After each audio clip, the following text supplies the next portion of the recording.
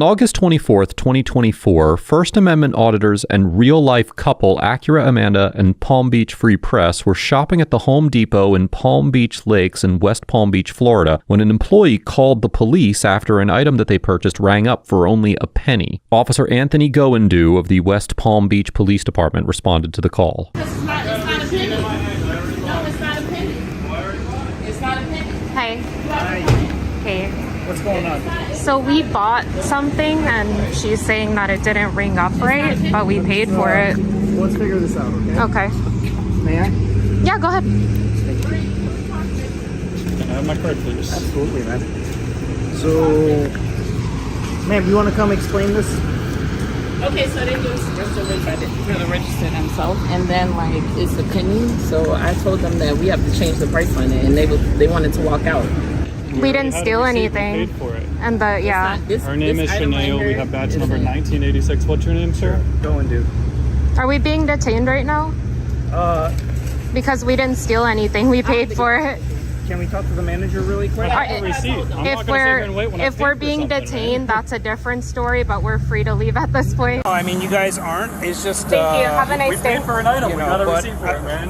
Yeah. Well, actually, hang on, guys. If Are there's we free or allegation, are we being detained? if Because there's, we didn't steal anything. If they ring, Are we free to leave or are we being if detained? they're making allegation, I'm trying to explain to you, man. Free to leave or being detained? You guys are being detained. Okay. Okay. Why are we being detained, sir? So basically, there's an allegation of theft being made. No, there is not. She said we paid for something for a penny. She just told you there was nothing being stolen. Look, we paid There's for it. there's allegation. I mean, it's not our fault if they don't have it the right price. Guys, they have and it I on get the, that. I'm with you yeah, guys on they have this, it okay? on the sales floor. So there's But- an allegation of theft even though we have a But- receipt So in I'm our just hand. investigating it. Sure. And that's why you guys are not being handcuffed or anything. I'm sure there's an explanation to all of this. Let's talk it out, and then Okay. you guys will be good to go. I mean, Is we that have. fair? I mean, if we're being detained right now, We have a problem. yeah, we have a problem. Exactly. Yeah. Yeah, like I said, there's just an allegation of She didn't even say if we it's stole not, it. She, But if yeah. if it's not ringing up correctly, and they're saying you didn't pay the right amount for it, then I just have to investigate it. Right, okay? that's a civil matter. So Yeah. just give us a few minutes, okay? That's fine. I appreciate it. Yeah, really. I mean- I'm working the overtime detail here. I'm just trying to make sure. Of course, but You we know what I didn't mean? steal anything. It's on the receipt. I don't doubt that, Yeah. and we'll figure this out, okay? The store employee explains that the price for the item improperly rang up for 1 cent, and that Acura Amanda and Palm Beach Free Press wanted to leave without the price being corrected. And Officer Goendu detains the auditors to investigate the quote-unquote allegation of theft. Under Section 812.014 of the Florida statutes, quote, a person commits theft if he or she knowingly obtains or uses or endeavors to obtain or to use the property of another with intent to either temporarily or permanently deprive the other person of a right to the property or a benefit from the property. Further, Section 812.015 of the Florida statutes specifically defines the offense of retail theft as, quote, the taking possession of or carrying away of merchandise, property, money, or negotiable documents, altering or removing a label, universal product code, or price tag, transferring merchandise from one container to another, or removing a shopping cart with intent to deprive the merchant of possession, use, benefit, or full retail value. This statute would clearly apply to schemes to alter merchandise pricing, such as switching price tags on an item, and could also potentially cover the intentional exploitation of a known pricing error to pay far less than an item's actual sale price. Now, in this situation, Acura Amanda and Palm Beach Free Press claim that they were unaware of the pricing error. Because Florida law requires that an individual have the specific criminal intent to commit theft, a genuine mistake at checkout without evidence of the customer's intent to underpay typically would not rise to the level of a crime, as simply receiving a benefit from the store's error is not by itself theft. However, once the store discovered the undercharge and demanded additional payment or return of the item, the situation became much more complicated. Florida contract law allows otherwise validly formed contracts, such as those for the sale of goods formed at the register of a retail establishment, to be quote-unquote rescinded or canceled in some situations where one party makes a mistake in establishing the terms of the contract. As the 3rd District Court of Appeal of Florida explained in the 2018 case of DePrince versus Starboard Cruise Services, quote, a contract may be set aside on the basis of a unilateral mistake of material fact if the mistake was not the result of an inexcusable lack of due care, denial of release from the contract would be inequitable, and the other party to the contract has not so changed its position in reliance on the contract that rescission would be unconscionable. In the DePrince case, the court found that a contract for the sale of a 20-carat diamond for a fraction of its actual cost due to a pricing error could be rescinded for unilateral mistake, even absent any misrepresentation or inducement by the buyer. Accordingly, a court could conclude that the 1-cent pricing error was a unilateral mistake that allowed Home Depot to rescind the contract for sale. In theory, this means that a prosecutor could potentially argue that by refusing to return the item or pay the correct price, knowing that they were undercharged and the store had attempted to rescind the contract, the auditors intended to permanently deprive the store of the full retail value of the item. However, it is far more likely that this would be treated as a civil matter, as whether Home Depot had the right to rescind the contract based on unilateral mistake is a question of contract law. And because Acura Amanda and Palm Beach Free Press had lawfully purchased the item and therefore held the legal title, it is improbable that a court would find that they had the requisite criminal intent necessary to commit theft. Is your body cam rolling? Do you have a supervisor available? Yeah, my body camera's on right now. Okay, do you mind asking for a supervisor, please? Sure. Thank you. We appreciate it. Not a problem. 1986, this one. Hey, can you open up a 68 for me at the Home Depot? And I'm out with 2 requesting supervisor. Hey guys, so we're on the we're at the Home Depot on Palm Beach Lakes right now. We just paid for this pendant light over here. This is our receipt. The lady is saying that this did not scan properly. However, when I price checked this item, the other gentleman in the store told me how much it was. We came here, we scanned it. This is the price of the item, and we're being detained right now, guys. Let me ask you for some last name. Sure, it's Anthony Goindou. Anthony? Yeah. Okay. What's your guy's name? Do you mind spelling your last name for me? Yeah, Goindoo. I'm Amanda. Acura Amanda. Oh, hey, how are you? Hey, good. Nice to meet I'm you. so sorry that this is happening. You know? Where? So, You see the issue though. I mean, we haven't stole anything, and if you're detaining us Yeah. with the shopkeepers policy, that's kind of different.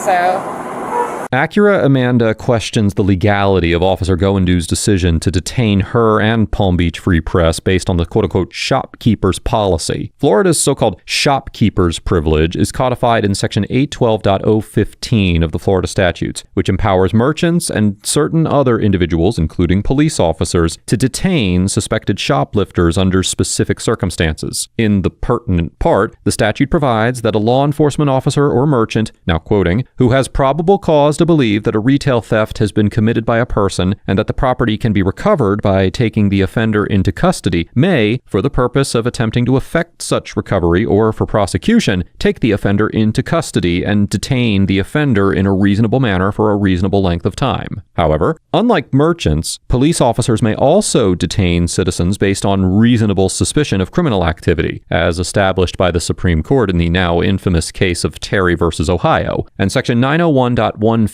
of the Florida statutes, known as the Florida Stop and Frisk Law, which states that, quote, whenever any law enforcement officer of this state encounters any person under circumstances which reasonably indicate that such person has committed, is committing, or is about to commit a violation of the criminal laws of this state, the officer may temporarily detain such person for the purpose of ascertaining the identity of the person temporarily detained and the circumstances surrounding the person's presence abroad, which led the officer to believe that the person had committed, was committing, or was about to commit a criminal offense. Further, as the Supreme Court recognized in the 2000 case of Illinois versus Wardlow, an investigative detention may be constitutional even if an individual's actions could potentially be explained lawfully and innocently, and officers have the authority to detain individuals to resolve ambiguities. Similarly, in the 2018 case of District of Columbia versus Westby, the Supreme Court held that officers are not required to accept a suspect's innocent explanation for suspicious facts at face value. As we discussed earlier, earlier in this episode, there may be circumstances where an item purchased at an excessively low price could be considered to be quote-unquote stolen under the Florida theft statute, such as through the altering of a price tag or transferring merchandise from one container to another. Accordingly, even with the auditor's innocent explanation for their conduct, a court could certainly find that Officer Goendu had the reasonable suspicion necessary to briefly detain them to determine if a theft had indeed taken place, as they possessed merchandise under circumstances where the store claimed it was not properly paid for. Switching. It's just allegations being made by the, can I call you Sarge?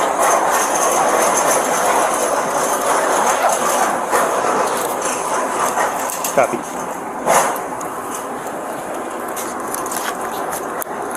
I'm gonna call my sergeant. He's wanting to know what's going on. Okay. Do you mind if I go grab my my phone? Whatever you like. Okay, I'll be right back. We're not gonna go nowhere. I appreciate you guys. I'm wondering where their staff is. This is kind of ridiculous. You know what I mean? Detained over something I just paid for. Every single item in the cart's paid for. Here we are. The courts have ruled and established that we cannot be detained more than a certain amount of time. I believe it's 45 minutes. Oh, absolutely, this becomes an unlawful detainment. Acura Amanda argues that courts have ruled that citizens cannot constitutionally be detained for longer than 45 minutes. However, while a 45-minute detention could certainly be found to be constitutionally unreasonable, the Supreme Court has repeatedly and explicitly declined to adopt a bright-line time limit for Terry stops. In the 1983 case of United States versus Place, the court concluded that a 90-minute detention was too long to be constitutionally reasonable under the specific circumstances of the case, but explicitly stated that, quote, "We decline to adopt any outside time limitation for a permissible Terry stop." Similarly, the court noted in the 1985 case of United States versus Sharp that, quote, "Obviously, if an investigative stop continues indefinitely, at some point it can no longer be justified as an investigative stop, but our cases impose no rigid time limitation on Terry stops." So rather than a bright line time limit, as the Supreme Court explained in the 1983 case of Florida versus Royer, quote, "The scope of the intrusion permitted will vary to some extent with the particular facts and circumstances of each case. This much, however, is clear. An investigative detention must be temporary and last no longer than is necessary to effectuate the purpose of the stop. The variability in detention times permitted by this flexible standard can be demonstrated by the 1985 case of United States versus Montoya de Hernandez, where the Supreme Court concluded that an investigative detention that lasted over 12 hours was reasonable under the circumstances. However, the facts of that case were exceptional, as the detainee was suspected of trafficking drugs on a flight by swallowing balloons filled with an illegal substance. The suspect eventually underwent a cavity search, and 88 drug-filled balloons were recovered. Accordingly, while in many situations a 45-minute detention may be considered quote-unquote unreasonable, it is important to understand that there is no strict time limitation on the duration of a Terry stop, and courts evaluate each detention individually based on the facts and circumstances surrounding the investigation. No, I understand, and I'm not here to do anything unlawful. No, you're cool, man. I don't have an issue with you. Thank you.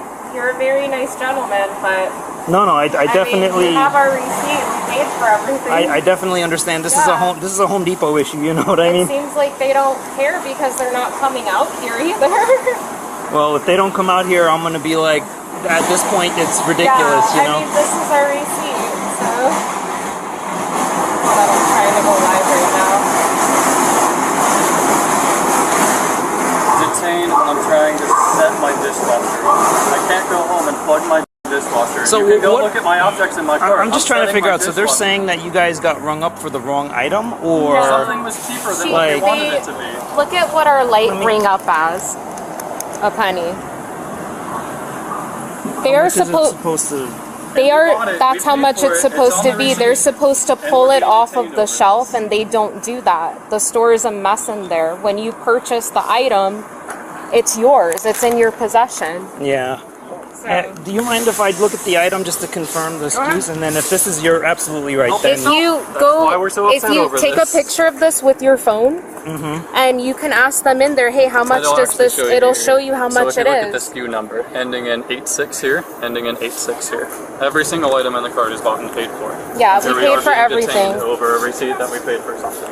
That's crazy. You're telling me? That's why I'd like to go home and plug my dishwasher in, but instead Yeah. we're dealing with the police at Home Depot in West Palm Beach, Florida. No, absolutely. You know what? You guys are definitely good to go.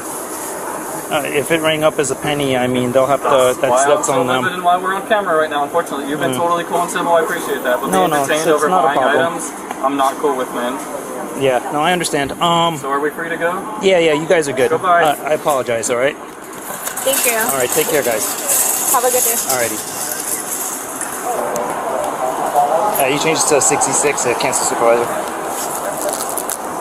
After Officer Goendu allowed Acura, Amanda, and Palm Beach Free Press to leave the store, they both shared their footage of the encounter on their respective YouTube channels. It is unknown if the auditors have filed complaints or intend to pursue legal action. Overall, Officer Goendu gets an A for maintaining a calm and professional demeanor during the encounter, remaining within the bounds of his authority, and for ultimately allowing the auditors to leave without escalating the situation. Despite operating in a legal gray area, Officer Goendu navigated a uniquely complicated scenario with measured restraint. The initial call alleging theft could reasonably raise suspicion under Florida's retail theft statute, especially considering the store's claim that the auditors refused to correct the undercharge. Given that the statute contemplates both pricing manipulation and intentional exploitation of pricing errors as potential theft, Officer Goendu had at least a minimal factual basis to detain the pair. That said, this was far from an open and shut case of shoplifting, and the legal nuances surrounding unilateral contract rescission and civil versus criminal remedies were likely beyond the scope of a typical officer's training. While Officer Goendu could have clarified the limits of the law more effectively, or dismissed the complaint as a civil issue outright, his choice to detain the auditors for a reasonable amount of time to sort out the situation falls well within his lawful authority. He remained composed, avoided making any threats or coercive statements, and he released the pair without incident or arrest. Though a more thorough understanding of the legal distinctions between a pricing mistake and criminal intent would have elevated his response, Officer Goendu's conduct represents a respectable balance of investigative caution and restraint given the situation at hand. I commend Officer Goendu for taking a measured, professional, and objective approach to this interaction, and for making the discretionary decision to release the auditors when the store failed to follow up. Acura, Amanda, and Palm Beach Free Press get an A-,